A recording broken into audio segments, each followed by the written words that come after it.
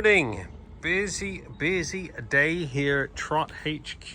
We have got bikes everywhere waiting to be trotted.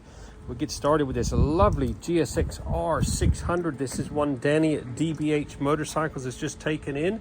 2015 model. It's only got 7,000 miles on it.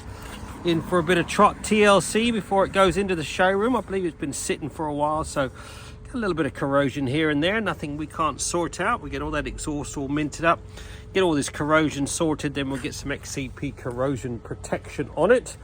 Lovely paint job on this, nice, and got a few little marks on there which I should be able to polish out. I say get some XCP on it, get some fresh chain lube on it. We'll get all this white corrosion sorted out, get it looking like it should before it hits the showroom. Let's get cracking. There you go, 1 hour 30 minutes. This GSXR has been fully trotted and heading for Danny's showroom.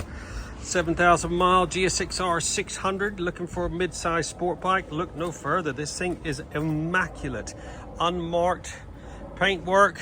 Really is nice condition. 2015 model. Got the Trick Yoshimura R11 exhaust.